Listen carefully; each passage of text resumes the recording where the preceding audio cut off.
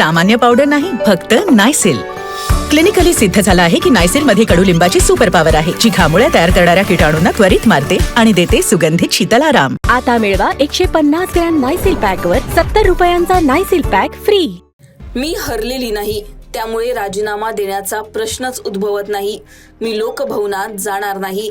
पश्चिम बंगालच्या मावळत्या मुख्यमंत्री ममता बॅनर्जी यांचे हे शब्द. पश्चिम बंगालमध्ये भाजपने 15 वर्षांची ममता बॅनर्जी यांची सत्ता उलथवून लावली आणि तब्बल 207 आमदार निवडून आणले. ममता बॅनर्जी यांना 100चा आकडा देखील पार करता आला नाही. पश्चिम बंगालमध्ये झालेल्या पराभवानंतर ममता बॅनर्जी यांनी भाजपवर आरोपाच्या फैरी झाडल्या. पत्रकार परिषद घेत ममता यांनी निवडणूक आयोगावर देखील गंभीर आरोप केले. मतमोजणी प्रक्रियेत मोठ्या प्रमाणात अनियमितता झाल्याचा आरोप त्यांनी केला. मुख्य निवडणूक आयुक्त ज्ञानेश कुमार यांनी 100 जागांवरील जनादेश लुटल्याचा दावाच ममता यांनी केला. ममता याच वेळी म्हणाल्या, या निवडणुकीत तृणमूल काँग्रेसचा सामना भाजपशी नव्हता, तर भाजपसाठी काम करणाऱ्या निवडणूक आयोगाशी होता.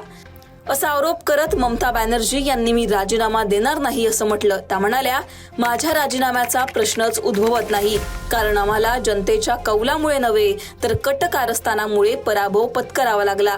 मी हरले नाही. मी लोकभवनात जाणार नाही. ते घटनात्मक नियमानुसार कारवाई करू शकतात. ममता यांनी राजीनामा द्यायला नकार दिला, त्याचबरोबर घटनात्मक नियमानुसार ते कारवाई करू शकतात असं म्हटलं.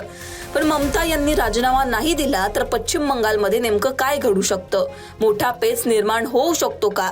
नेमकी राज्यघटनेतील तरतूद काय सांगते हेच जाणून घेऊ. पहिला महत्वाचा मुद्दा, पश्चिम बंगालच्या विधानसभेचा कार्यकाळ 7 मेला संपतोय. हा कार्यकाळ संपताच मंत्रिमंडळाचं पद आणि मुख्यमंत्रीपद आपोआप रद्द ठरतं. दुसरा महत्वाचा मुद्दा, मुख्यमंत्र्याने जर राजीनामा देण्यास नकार दिला तर राज्यपालांकडे या संदर्भात महत्वाचे अधिकार असतात. राज्यपाल मंत्रिमंडळ बरखास्त करू शकतात.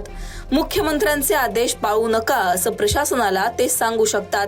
त्यामुळे मावळत्या मुख्यमंत्र्यांकडे यावेळी कुठलेही अधिकार आपोआप राहत नाहीत. यामध्ये आहे तिसरा महत्वाचा मुद्दा, घटनात्मक पेच निर्माण झालाच तर राज्यपाल राष्ट्रपती राजवटीची शिफारस देखील करू शकतात. यामुळे काय होईल तर राज्याचा सगळा कारभार हा केंद्र सरकारच्या ताब्यात जाईल. चौथा महत्वाचा मुद्दा, सगळ्यात महत्वाचा मुद्दा म्हणजे काय तर राजीनामा दिला किंवा नाही दिला तरी राज्यपाल बहुमत असलेल्या पक्षाला सत्ता स्थापनेसाठी आमंत्रित करतात. त्यानंतर सत्ता स्थापनेची प्रक्रिया सुरू होते. त्यामुळे बहुमताचा आकडा हा भाजपकडे आहे. भाजपकडे 207 आमदार आहेत. त्यामुळे सत्ता स्थापनेचा भाजपचा मार्ग मोकळा होतो. यामुळे आपोआप ममता यांचं सरकार बरखास्त होऊन जातं. या सगळ्या विषयावर आता लोकमतने एक्सपर्ट व्ह्यू सुद्धा घेण्याचा प्रयत्न केला. ते नेमकं काय सांगतात तेही जाणून घेऊ.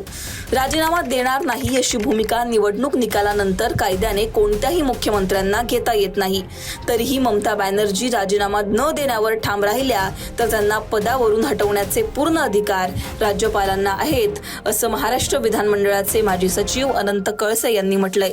त्यामुळे ममता बॅनर्जी या जरी म्हणत असल्या की त्या मुख्यमंत्री पदाचा राजीनामा देणार नाहीत, तरी सुद्धा घटनात्मकरित्या या सगळ्यांचा विचार केला तर ममता यांचं सरकार आपोआप बरखास्त होऊ शकतं. कारण बहुमताचा आकडा त्यांच्याकडे नसून भाजपकडे आहे. या सगळ्यांवर तुम्हाला काय वाटतं? तुमची याबद्दलची मतं नेमकी काय? ममतांनी भाजपवर केलेल्या आरोपांवर तुमची मतं काय हे कमेंटमध्ये सांगा. लोकमतला सबस्क्राईब केलं नसेल तर सबस्क्राईब करायला विसरू नका.